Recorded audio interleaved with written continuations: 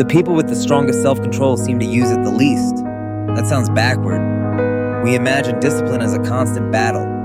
Temptation arrives, willpower steps forward, and the stronger person wins. But research points to a quieter advantage. Disciplined people often shape the situation before the fight begins, using habits, distance, timing, and friction, so fewer temptations reach strength. The change is where discipline really begins. Picture a man named Alex at 10:47 on a Tuesday night. His laptop is open. The report is due tomorrow. His phone is beside his hand, glowing with one harmless notification. Alex tells himself he will check it for 30 seconds. 20 minutes later, he is watching a stranger reorganize a garage. Nothing dramatic happened. No decision felt important. Yet the task he cared about quietly lost to the option that was easier, faster, and emotionally safer.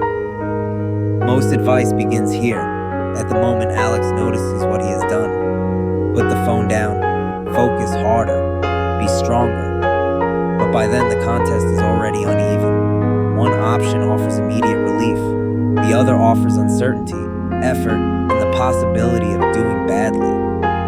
We call the struggle a failure of discipline because we notice the final choice. We rarely notice the chain of choices that built the situation. Alex brought the phone to the desk. He left notifications on. He began without deciding what the first step would be. He waited until the deadline made the work feel threatening. By 10:47, willpower was not entering a fair fight. It was arriving late to a room designed for distraction. That is the first shift. Discipline often begins before the feeling of resistance. Self-control is usually described as an inner muscle. In that picture, temptation appears, two forces collide, and the stronger person wins. Sometimes that is exactly what happens. We do resist impulses, effort matters. Across studies of everyday temptation, people reporting higher self-control often experienced fewer goal conflicts and relied more on beneficial habits. In other words, their advantage appeared before effortful resistance was required at all. Think about two kitchens. In the first, cookies sit in a glass jar on the counter. In the second, they are inside an opaque container on a high shelf. The person in the second kitchen has not become morally superior. The environment simply asks the brain fewer times to say no. That difference seems small. Repeated every day, it becomes enormous. The same principle appears in your digital life. A phone on the desk is not just an object. It is a cue, a possibility, and a tiny unfinished question. Has someone replied? Did anything happen? Could checking feel better than this difficult sentence? Turning it face down may help. Putting it in another room changes the situation more completely. Now, distraction requires standing up, walking away, and interrupting the task on purpose. You have added friction to the behavior you do not want. Friction sounds negative, but it is neutral. It is simply the number of steps between an impulse and an action. Good systems place friction strategically. They make unwanted behavior slightly harder and wanted behavior slightly easier. A person who exercises before work might place shoes beside the door, prepare clothes at night, and choose a gym on the route to the office. None of those actions performs the workout. Together, they remove several moments when the plan could be renegotiated. That matters because every vague moment invites a fresh decision, and fresh decisions are vulnerable to mood. I'll exercise tomorrow leaves tomorrow's tired version of you with everything to decide. At 7 o'clock, after coffee, I'll put on these shoes and walk for 10 minutes. Gives that person a starting line. This is called an implementation intention, a specific plan linking a situation to an action. It does not guarantee behavior, but it can help close the gap between wanting and beginning. Notice what changed. The goal did not become more inspiring. The person did not deliver a speech in the mirror. The decision moved earlier into a calmer moment. This is where discipline becomes less theatrical and more practical. The next layer is repetition. When an action happens in a stable context, that context can gradually become a cue.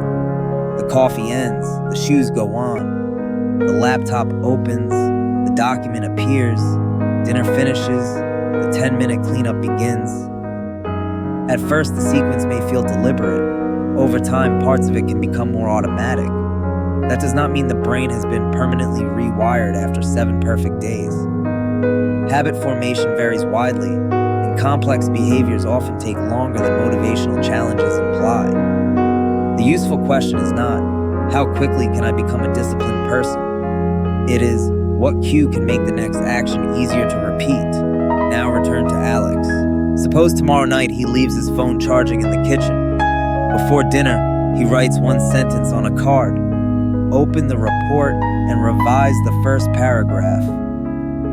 At 8:30, he sits at the same end of the table with only the laptop and card.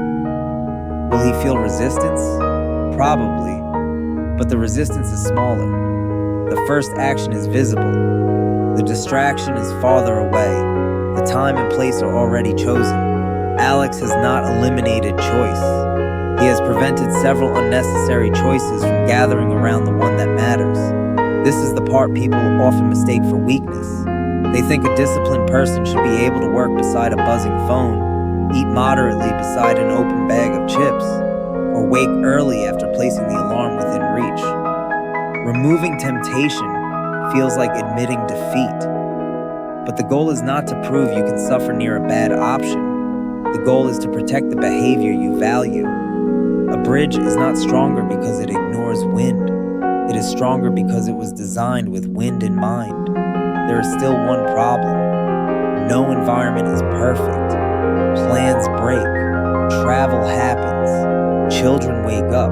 Stress changes what feels possible. And eventually, you will choose the distraction anyway. What happens next may matter more than the lapse itself. After one missed workout, one late morning, or one wasted evening, the mind often creates a larger story. Here we go again. I never stick with anything. That story turns one event into an identity into permission to continue. A better response is specific and almost boring. What happened? Which cue failed? What made the unwanted action easy? What is the smallest adjustment available before the next attempt? Maybe the workout was too long for a stressful week. Reduce it to 10 minutes. Maybe the phone returned to the desk because you needed a timer. Buy a simple timer. Maybe the first step was still unclear. Write it down before stopping for the day. This is not lowering your standards. It is treating behavior as information instead of evidence against your character. Real discipline includes recovery. It is not a perfect chain that never breaks. It is the ability to notice quickly, learn accurately, and restart without turning shame into another obstacle. So begin with one recurring fight, not your entire life. One place where you keep asking willpower to rescue a poorly designed moment. Name the cue. Move the temptation. Reduce the first step. Decide when and where the behavior begins. Then watch what happens for a week. Not to prove you have transformed, but to collect evidence. You may discover that discipline feels different when it is working well.